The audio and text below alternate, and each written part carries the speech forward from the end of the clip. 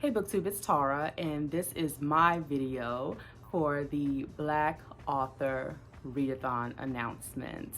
I have been recruited to co-host for the month of February this Black Author Readathon, which is an attempt and an encouragement to help you, not only Black people, but white, brown, purple, yellow, whatever color you are, to help you discover new authors, new books, new people of color to recognize during the month of February. So if you would like to participate, please do. Please use the hashtag Black Author Readathon in your videos or in your Instagram posts.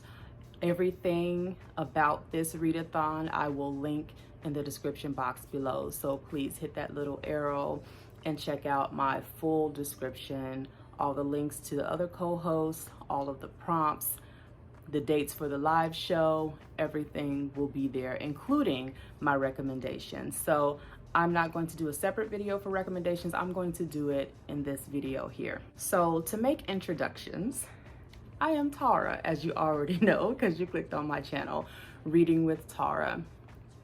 The other co-host in this readathon group, I will introduce to you. On Instagram, we have at Kaylee's Bookshelf, at Reading by the Bayou, at Falling for Romance, at Witty Reads, and at Mommy What You're Reading. And for the YouTube co-hosts, we have Stephanie from Steph's Romance Book Talk, my book best friend Monique from Monique's Book List, Brandy Janae from Brandy Janae's Bookshelf, Brandy from Reading with Brandy Shanae, and India from Life is a Page Turner. Now, all of these YouTubers that I just named also have Instagram pages as well. Again, all of that information will be in the description box. So for this readathon, which will be the entire month of February, we have 18 prompts on a bingo board that you can completely black out, get a bingo, however you want to play. I will list all 18 prompts below, but right now I'm going to get into my personal recommendations and slight TBR for the month of February for these romance reads. So for my first recommendation, there is a book that I found on Kindle Unlimited by the author Ashley Nicole. She's a new author to me. It is called Graveyard. It is a whopping 34 pages, and it states, "It's raining, it's pouring, wait, nobody's snoring. They're in the bed, or on the couch, or maybe on the counter, and will definitely have a good morning. The emergency room is quiet, and Nairi wants to keep it that way.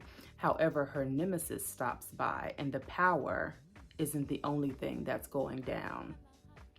So this would fulfill the prompt of enemies to lovers. My next recommendation is by Jasmine Guillory, called The Wedding Date. This was actually a gift to me from Monique, so thank you, Monique, for gifting me this book a while ago that I've never read, but I think I will now. So this is a story of a groomsman and his last-minute guest are about to discover if a fake date can go the distance. Agreeing to go to a wedding with a guy she gets stuck on the elevator with is not something Alexa would normally do. So again, I've never read this author before, never read this book before, but this would fulfill, based on the premise, the fake dating prompt and the interracial romance prompt as well. My next recommendation is from a famous author, Talia Hibbert. Everybody is familiar with Take a Hint Dani Brown. I read Chloe Brown's book. I think I gave it 3 stars. It was decent for me. I heard this one was a lot better. So the synopsis says, after Zephyr rescues Dani after a workplace fire drill gone wrong, a video of him rescuing her goes viral, and half the internet is begging for the two of them to become an idol. So fake dating, which ensues into a possible romance, is what I'm thinking this is. This would fulfill the fake dating prompt, as well as the interracial prompt, because I believe he's not Black, but another race. My next recommendation is a book by Robert Jones Jr. This just recently came out. It's called The Prophets. I believe it's about maybe 400 pages, close to it. And this is a novel about a forbidden romance between two men who are enslaved on a deep South plantation. So I would categorize this for a prompt under historical romance.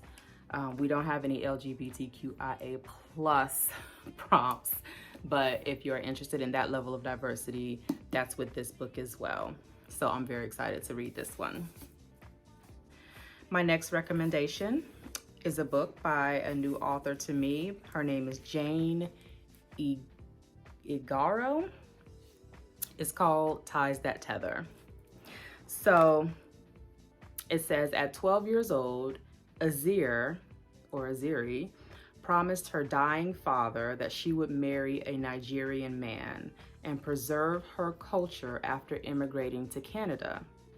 After a drunken night at a bar, she ends up having a one-night stand with a man who is handsome, tall, and white. This one-night stand unexpectedly evolves into something serious, and she's caught between her growing feelings for Raphael, the white guy, and the need to please her mother, who will never accept this interracial relationship. So this, of course, will fall under the prompt interracial romance, as well as realistic contemporary, I feel, because I think like this could happen definitely in real life. So excited for this read as well. Next is a graphic novel that I read sometime last year, I believe, and it's called Bingo Love. I'll put a picture on the screen. So I said about this, it's a cute love story about two young ladies who met back in 1963, but whose love for one another was forbidden. This story spans the course of 60 years. So this would fall under the prompt of childhood to grown folks, second chance romance, friends to lovers romance, as well as interracial romance, because the other female in this story, I believe she's Hispanic. My next recommendation is a book that I've also read in the past called Birthright by Adenike. And the main character in this story, Medallion, is carrying a baby of whom she is not sure belongs to her husband or to her husband's co-worker. So the baby in question also belongs to Sumta, who is a character in the book that gave birth to him back in the 1800s. So in order for that to make sense, you'll have to read the book, but this would fall under fantasy and paranormal romance. I got 3 more recommendations, so stick with me, please. Next, Terry McMillan. You cannot go wrong with Terry McMillan. How Stella Got Her Groove Back. This is an oldie but a goodie. So Stella Payne, who is 42 years old, is divorced. She's a high-powered investment analyst and a mother of an 11-year-old boy named Quincy.